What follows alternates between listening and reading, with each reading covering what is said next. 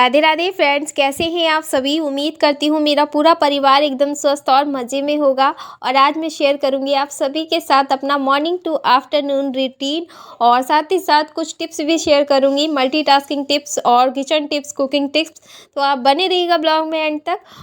तो मैं early morning ही उठ जाती हूँ और हस्बैंड जाते हैं तो उसकी वजह से मुझे जल्दी उठना पड़ता है। और जितने भी कपड़े होते हैं धुलने के, तो सबसे पहले मैं मशीन में उन्हें डाल के और पानी लगा देती हूँ भरने के लिए। और उसके बाद ही मैं आ गई सीधा बाथरूम में। तो ये मैंने पानी गर्म करने के लिए रख दिया है इधर। और जब तक पानी गर्म होगा, तो पानी गर्म होने में लगभग 15 से 10 मिनट लग जाते हैं, बहुत जल्दी गर्म हो जाता है। और यहाँ पे मैंने दूध को बॉईल करने के लिए रख दिया है। तो ये सारे ऐसे काम हैं जो मेरे बिना हो रहे हैं। और मैं अपने चौथे काम की तरफ बढ़ गई हूँ। तो चौथा काम है मेरा क्लीनिंग का। तो क्लीनिंग मैं बाहर से दिखाऊंगी आप सभी को, अंदर रूम में नहीं जा पाऊंगी शूट करने के लिए, क्योंकि ध्रुव सोया हुआ है। तो बच्चे के उठने से पहले पहले मैं ये सारे काम कर लेती हूँ। और हस्बैंड चले जाते हैं तो मुझे एक और ज़्यादा मतलब एक चिंता सी रहती है कि उसको अभी देखने वाला अंदर कोई भी नहीं है अगर वो उठ जाएगा तो। और इसी बीच मुझे नहा के भी आना होता है, फिर कपड़े भी धुलने होते हैं। तो बस मैं बहुत ही साफ़ सफाई से और बहुत ही फास्टली ये सारे काम करती हूँ। और साथ साथ में यहाँ दूध बॉईल हो चुका है और मैं अपना पोछा लगा रही हूँ। तो पोछा लगाते लगाते दूध गर्म हो गया था और बिल्कुल स्लो फ्लेम पे मैंने रख दिया था दूध बॉईल होने के लिए। और जो मॉर्निंग की क्लीनिंग होती है ना, मैं उसको गर्म पानी से करती हूँ ज़्यादातर, क्योंकि ये वाइट टाइल्स है तो जितनी भी गंदगी होती है ना वो बहुत ही अच्छे से क्लीन हो जाती है। और दिन भर में जैसे मुझे साफ़ सफाई करनी होती है तो वो बहुत जल्दी हो जाती है, क्योंकि मॉर्निंग में ना मैं गर्म पानी यूज़ कर लेती हूँ। और जो पानी मैं लगाने रखती हूँ ना, वो मतलब 2 बाल्टी पानी गर्म कर लेती हूँ मैं 20 मिनट में। तो इतने में मैं फ्रेश होती हूँ, या फिर और भी काम होते हैं थोड़े बहुत तो वो कर लेती हूँ।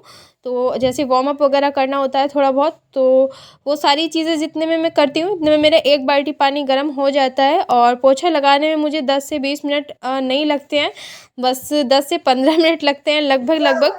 क्योंकि मॉर्निंग में ना अगर आप थोड़ा सा वार्म अप कर लोगे तो आपको एक्टिविटी करने में बिल्कुल भी परेशानी नहीं होगी और आप बहुत अच्छे से क्लीनिंग कर पाओगे। और क्लीनिंग करते करते यहाँ पे मैं आ गई थी बालकनी में। तो बालकनी में मुझे ज़्यादा क्लीनिंग करनी होती नहीं है, क्योंकि मैं इवनिंग में यहाँ पे क्लीनिंग कर देती हूँ। तो बस मुझे ऐसे हल्का सा डस्टिंग करके और पोछे का कपड़ा लगाना होता है यहाँ पे। और मशीन में पानी भर चुका था तो मैंने मशीन लगा दिया है। और जब तक एक राउंड ये पूरा चलेगा तब तक मैं नहाकर आ चुकी हूँ यहाँ पर। और देखिए एक साथ में बहुत सारे काम मेरे हो गए हैं। दूध बॉईल हो चुका है, मैं नहा भी ली हूँ, और इधर कपड़े भी एक चक्कर के रह गए हैं और एक चक्कर के ड्रायल हो गए हैं। और ध्रुव उठने ही वाला है अभी, तो मैं फटाफट से अपना काम निपटा रही हूँ। और मुझे अभी पूजा भी करनी है। तो यहाँ पे मैं आ गई हूँ अपना नहा धो के, और कपड़े मैंने निकाल दिए हैं जो ड्रायल हो गए हैं, और अभी एक बार के और धुल रहे हैं। और मैं यहाँ पे अपना जो भी होता है डेली मेकअप वो कर रही हूँ। तो डेली मेकअप में मैं कुछ नहीं, बस एक हल्का फुल्का मॉइस्चराइज़र क्रीम लगा लेती हूँ। और आज मैंने वो भी नहीं लगाया है क्योंकि मन ही नहीं था बिल्कुल लगाने का। तो मैंने सिर्फ डेली जो लिपस्टिक मैं लगाती हूँ वही लगाया है, और सिंदूर बिंदी जो हर सुहागन का श्रृंगार होता है बस वही मैंने लगाया है। और पॉनी टाइप बना लेती हूँ या बालों का जूड़ा बना लेती हूँ। तो बाल इतने ज़्यादा मेरे गिर चुके हैं, बहुत बहुत ज़्यादा लंबे थे मेरे बाल। जब मैं मतलब मेरी शादी नहीं हुई थी तो शादी से पहले मेरे बाल इतने थे कि मैं संभाल भी नहीं पाती थी, बहुत ही ज़्यादा थे। और मैंने कई बार कटवा भी दिए थे इस चक्कर में, क्योंकि मैं जॉब करती थी तो मेरे पास उतना टाइम होता नहीं था कि मैं बालों को अच्छे से बैठ के बनाऊं। और बहुत अर्ली मॉर्निंग मुझे जॉब पे जाना पड़ता था, तो इसलिए मैंने कटवा दिए थे, बट ये फिर से लंबे हो गए थे। और जब बेबी हुआ था मुझे, तो बेबी के बाद फिर से मेरे बाल झड़ने शुरू हो गए और अभी बहुत थोड़े बचे हैं। और यहाँ पे जो मेरा डेली का मेकअप होता है उसमें मैं लगभग 5 से 6 मिनट लगाती हूँ, इससे ज़्यादा नहीं लगाती। और मेकअप करते टाइम पे मैं फुल एनर्जी में होती हूँ, क्योंकि मुझे अगला जो मेरा काम है पूजा का होता है। इसके बाद मैं सीधा मंदिर में चली जाती हूँ, और आज मैंने पर्दा भी नहीं खोला है मंदिर का, याद ही नहीं रहा। और यहाँ पे अब मैं आ गई हूँ पूजा करने के लिए। तो ध्रुव के उठने का टाइम हो रहा है, तो मैं बस पूजा में 5 से 6 मिनट ही लगाती हूँ। और कभी कभी जब मैं ज़्यादा अर्ली मॉर्निंग उठ जाती हूँ तो पाठ वगैरह भी कर लेती हूँ। या फिर जैसे भगवत कथा होती है, एक आध मैं लेसन पढ़ लेती हूँ उसका। उससे मन को बहुत शांति मिल जाती है। और मेरे पास जब ज़्यादा टाइम होता है तो मैं मंदिर भी चली जाती हूँ कभी कभी।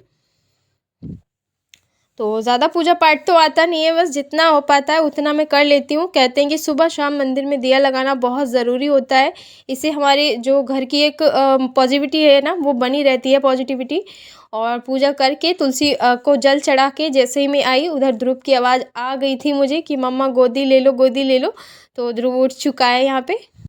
और सुबह 7:30 बजे तक मेरे सारे दिन भर के ऐसे काम फिनिश हो गए हैं और मैं बहुत बहुत ज़्यादा अभी फ्री हो चुकी हूँ। सिर्फ मुझे ब्रेकफास्ट बनाना है और लंच के लिए क्या मैं देख रही हूँ कि मुझे जल्दी से कुछ ऐसा बनाना है कि मैं अपने लिए टाइम निकाल पाऊँ। और जिस दिन मुझे अपने लिए टाइम चाहिए होता है, मतलब ज़्यादा टाइम चाहिए होता है, तो उस दिन मैं किचन में ज़्यादा टाइम वेस्ट नहीं करती हूँ। तो ध्रुव को मैंने अच्छे से देखिए फ्रेश करा के और मैं ले आई थी इसे छत पे। और मॉर्निंग की जो धूप होती है ना, वो बच्चों के लिए बहुत बहुत ज़्यादा इम्पॉर्टेंट होती है। पूरा विटामिन डी जो होता है बच्चों को बॉडी के लिए बहुत ज़रूरी होता है। और उनकी जो ग्रोथ होती है ना, वो बहुत बहुत जल्दी से होनी शुरू हो जाती है अगर उन्हें पर डे मॉर्निंग का जो विटामिन डी होता है वो मिलता रहे। तो जब कई दिन के बाद धूप मिलती है ना, मतलब मॉर्निंग की धूप मिलती है, तो बॉडी में एक अलग सी एनर्जी आती है। और सनलाइट बहुत बहुत ज़्यादा अच्छी लग रही थी, तो मैंने अपने बाल खोल लिए थे ताकि जो मेरे सिर है ना, वो बहुत अच्छे से गर्म हो जाए। और गर्म होने के बाद ना, बॉडी जब गर्म हो जाती है तो बहुत ही अच्छी सी एक एनर्जी आ जाती है शरीर में। और हम और कामों को करने के लिए पूरा अच्छे से प्रिपेयर हो जाते हैं। तो यहाँ पे अभी 8 साढ़े 8 बज रहे थे तकरीबन, तो मैं अपना कर रही थी यहाँ पे लंच की तैयारी। और लंच में आज मैं बनाने वाली हूँ अरहर की दाल चावल। तो यहाँ पे एक टिप है, मैं आप सबके साथ शेयर कर रही हूँ। तो जब भी आप अरहर की दाल बनाएं तो दाल को भूनने से पहले आप उसमें 1 चम्मच हींग ज़रूर डालें। इससे दाल आपको बिल्कुल भी नुकसान नहीं करेगी और आप किसी भी टाइम ये दाल खा सकते हो। लाइक कुछ लोगों का मानना होता है कि रात को ये दाल नहीं खानी चाहिए, बट ऐसा कुछ भी नहीं होता है। और ये बहुत बहुत ज़्यादा यमी लगती है इस तरह से अगर हींग डाल के आप दाल बनाएंगे। और दूसरा मेरा टिप ये है कि जब भी आप हरी मिर्च काट रहे हैं ना, तो हरी मिर्च आप बारीक काटना चाह रहे हैं, तो बारीक काटने का जो एक तरीका है ना, वो मैं आप सबको बता रही हूँ। तो यहाँ पे देखिए, इस तरह से आप ग्रीन चिली को बीच में से 4 लेयरों में काट सकते हैं। तो मैंने पूरी 4 लेयर बना लिए हैं और इनको बारीक बारीक चॉप कर लिया है। बहुत ही आसान तरीके से आप बारीक से बारीक जो ग्रीन चिली होती है उसको आप चॉप कर सकते हो। और मल्टीटास्किंग मेरी अभी जारी है, आप सब देख ही सकते हो कि एक कामों के साथ साथ मेरे और भी काम हो रहे हैं। लाइक जैसे कि तड़का कट रहा है साथ साथ में, और मेरी दाल भी यहाँ पे भुन चुकी है। और तीसरा मेरा टिप्स ये है कि जब भी आप अरहर की दाल बनाएं तो उसमें दूसरी दाल जो होती है मसूर की दाल, वो ज़रूर ऐड करें। और खाली अरहर की दाल अगर आप बनाएंगे तो वो आपको गैस करेगी ही करेगी, ये पूरा तय है, चाहे आप कुछ भी उसमें ऐड कर लीजिए। तो यहाँ पे मैंने सारे मसाले ऐड कर दिए हैं, साथ में नमक है, हल्दी पाउडर है, कोरिएंडर पाउडर और रेड चिली पाउडर। तो सभी को मैंने डाल के और बस मैं इसे 3 सीटी लगाऊंगी। और साथ में अभी देखिए तड़का भी कट चुका है मेरा और दाल पक रही है। तब तक मैं ध्रुव के जो भी काम है छोटे मोटे वो मैं कर रही हूँ। और मैंने इसके कपड़े चेंज किए थे थोड़े से, और साथ ही साथ में इसको मैंने ब्रेकफास्ट भी दे दिया है। तो ब्रेकफास्ट में आज मैंने सिर्फ इसको एग बॉयल करके दे दिया है, क्योंकि आज ये दाल चावल खाने वाला है। तो दाल चावल पूरा पेट भर के खा लेता है, ध्रुव को बहुत पसंद है। तो जिस दिन मैं इसके लिए दाल चावल बनाती हूँ उस दिन ब्रेकफास्ट में कुछ भी ज़्यादा कुछ मैं नहीं बनाती, बस एग वगैरह उसको बॉईल करके दे देती हूँ। और तीसरा मेरा टिप्स ये है कि जब भी आप दाल में तड़का लगाएं तो ऐसे बर्तन में तड़के को भूनें जिसमें आप दाल को पूरा ऐड कर सको, क्योंकि ये वाली जो दाल होती है ना, खाने में बहुत बहुत ज़्यादा यमी होती है। और दाल को कोशिश कीजिए हमेशा देसी घी में तड़का लगाइए, उससे भी आपकी जो दाल है ना वो बहुत ज़्यादा अच्छी लगेगी।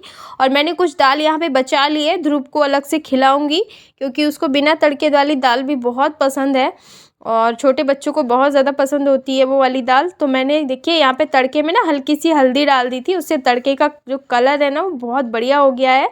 और इस तरह से अगर आप दाल को तड़का लगाएंगे ना तो बहुत ही मज़ेदार लगती है खाने में दाल। और चौथा मेरा टिप ये है कि जब भी आप चावल बनाएं ना विंटर में, तो उसमें हमेशा खड़े मसाले ज़रूर ऐड करें। खड़े मसालों में आप काली मिर्च और लौंग को और बड़ी इलायची को बिल्कुल भी स्किप ना करें, क्योंकि इससे चावल की जो तहसीर है वो हल्की सी गर्म हो जाती है। और हल्का फुल्का जो भी हमें सर्दी ज़ुकाम लगा हुआ होता है, उसमें भी अगर हम गरम गरम चावल खा लेते हैं तो हमें नुकसान नहीं करते हैं। तो मैं देसी घी में तड़का लगा रही हूँ चावल में, इससे ना चावल का टेस्ट बहुत ही अच्छा आता है और बच्चों के लिए भी एक बहुत ही हेल्दी ऑप्शन हो जाता है। तो जो बच्चे मतलब दाल चावल में घी नहीं खाते हैं ना, तो उनके लिए आप ये ट्रिक अपना सकती हैं कि आप जो तड़का है वो देसी घी में लगाइए, चावल में भी और दाल में भी। और बच्चों के लिए कभी भी मार निकाल के चावल नहीं बनाना चाहिए। और ध्रुव के लिए मैं जब भी दाल चावल बनाती हूँ तो ऐसे ही बनाती हूँ। और दाल चावल जब मुझे और हस्बैंड को ही सिर्फ कुछ चावल के मतलब कुछ सब्जियों के साथ खाना होता है चावल, तो मैं हमेशा अलग से बॉईल करके और मार निकाल के चावल बनाती हूँ। और चावल को देखिए मैंने पहले पका लेना है 80%, उसके बाद मैंने इसमें 1 सीटी लगा दिया है। और खाना बनाने के तुरंत बाद ही जो भी क्लीनिंग थी वो भी मैंने पूरी कर दी है अच्छे से। और दाल चावल बहुत ही मस्त बने हैं। और देख सकते हैं सिर्फ 1 सीटी मैंने इस चावल को लगाया है। और 80% अगर आप कुक करके चावल को और बस ऐसी गैस को बंद कर देंगे कुकर को और 1 सीटी लगा के और कुकर छोड़ दीजिए ऐसी, उसके बाद आपके चावल एकदम खिले खिले बनेंगे। और आज का सुपर डुपर डिलीशियस और सबका फेवरेट लंच है तैयार है बनकर। तो चलिए आज का ब्लॉग मैं यहीं पे एंड करती हूँ और मिलूंगी आप सभी से कल के एक अच्छे से ब्लॉग में। तब तक के लिए खुश रहिए, मस्त रहिए। और आपको मेरी वीडियो में कुछ भी यूज़फुल लगता है तो प्लीज़ चैनल को सब्सक्राइब करके बेल आइकन को ज़रूर प्रेस कीजिए। तो चलिए मिलूंगी आप सबसे कल के ब्लॉग में एक अच्छे से टॉपिक के साथ, बढ़िया सी रेसिपी के साथ। तब तक के लिए अपना ध्यान रखिए, खुश रहिए, मस्त रहिए।